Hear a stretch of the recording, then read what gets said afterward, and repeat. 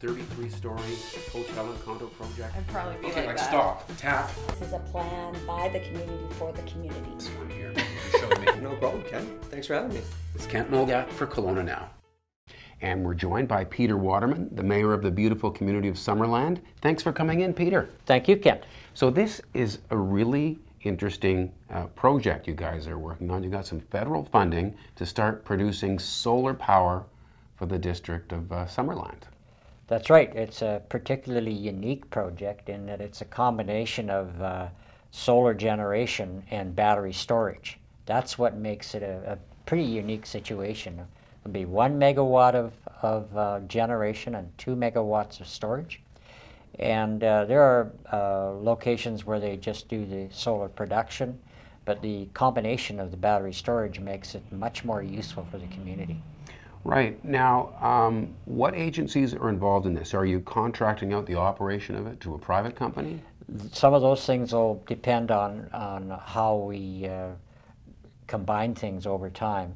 We do own our own electrical utility. We're one of 5 communities in BC that does. So it allows us, we own our own interior structures and lines and these sorts of things. Fortis supplies the main power, and what we will be doing is supplying power that will feed into our grid and mesh with the complexities of our own power utility. Right, so a lot of unanswered questions, but you've got $6 million to work with? Yes. Fantastic. And so you have to find a place where you can set up solar panels in such a way that they'll maximize production. That's right. This will be a facility that'll be fixed solar panels, and now they're of such efficiencies that you don't actually need to start having the ability to rotate panels to meet right, because some projects will do that, right? Yes. They're maximizing by tilting, but that's exactly right. But what happens over time is that there are sort of the more moving parts, more things to the break more down. things to break down, the more things to maintain, and it may be slightly more area involved, but when you have the efficiencies of voltaic cells now, it increases the capacity and the ability. So we're, although other communities, I think of Nelson has one where I believe they're movable, ours will not be, and it reduces the cost of installation and will still maximize the use. So with this battery component, this does make this unique, and I guess other communities will be watching to see how it performs. Well, that's exactly right. It'll end up being more or less a demonstration unit, and we'll have other communities I know will be coming to see how are you guys doing it, how are you linking it into your electrical system, and how does it benefit business and the residents. Right. Why do it? Because it's a green project, it's the thing to do in terms of getting your foot in the door. If we didn't have our own utility, it would be more complex. And this allows us to isolate our own source of generation to blend into our own facility. Right. So we don't have to ultimately depend as much on Fortis's supply. And so it just creates some independence and resiliency in the community. It's better for business. It'll increase business, and it'll increase a few more jobs. And so overall, it'll help the community enormously. Does the community support it? Are you getting positive feedback? We are. We had a meeting a little over a year ago now to sort of introduce the idea, and we had the meeting room was plugged with about 100-odd people, and you know, it is somewhat unusual to have 100 people in a room that are congratulating you and extremely positive. Doesn't always go that way. Not necessarily, no. But this was great, you know, the people were really behind it, and we've taken that momentum. And we have an individual in Tammy Rothery who works for the district who has taken this on and is our alternate energy person or staff person who has become somewhat of an expert in gathering information and touching bases with other sources of information. And she's become a valuable resource not only for us, but she's finding other people are contacting her now for information. Wow, that's great. Now, you mentioned foot in the door, because when I was reading about it, the part where I get a little disappointed is, you know, that it produces initially 1% of your power usage. You know, $6 million and we're going to build this, 1%. It just seems like, wow, you know?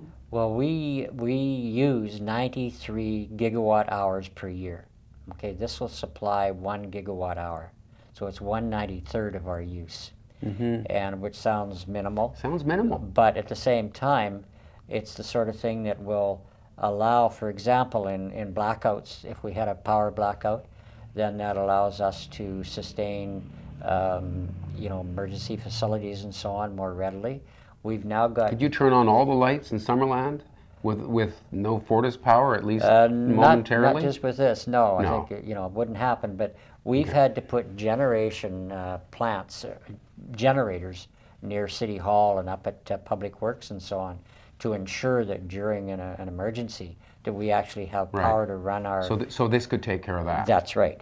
So it'll help us in those situations, which is pretty key.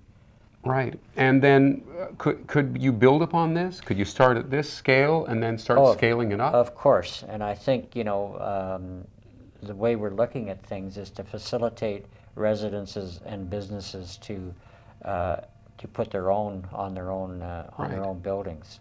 So I kind of see two ends of it here. You've got the generation of power starting at a really small percentage of production, but maybe increase that, while at the same time when people start putting solar in at their own homes, etc., and get more power smart with how they use power, the usage goes down, and maybe the two possibly meet. But also don't forget, I mean, this is, as I say, a foot in the door and a first step. There's nothing to say that we wouldn't be adding to it later. And don't forget that your 1 megawatt is generation, but we have 2 megawatts with the battery component to store that electricity. Right. So at any given time, with everything loaded and generating, you can actually supply as much as 3 megawatts. Right. So, you know, it becomes a resilient situation that is a real opportunity for the community, primarily afforded by the fact that we own our own utility. Right. And there's a fun fact there that Summerland was the first electrical supply for people's homes in the Okanagan. Yeah, I mean, there's been some firsts there. When you go back in the history of the Okanagan, you find out that, you know, boats and barges and supply lines were all on the lake, and they all serviced the communities that right on the lakeshore. So I'm not surprised at that. But I think it indicates a progressive nature of the community and a progression towards, you know, a green thinking. And as I mentioned before, we're wanting to move past our 207 levels so that we're actually reducing by 2020 about 33% of our needs, and then by 2050 as much as you know, reducing by 80% to meet those sort of green requirements. Well, we'll all be watching how Summerland does. Thanks very much for coming in to tell us about it. Thank you. Peter Waterman, the Mayor of Summerland. Thank you, this is Kelowna Now.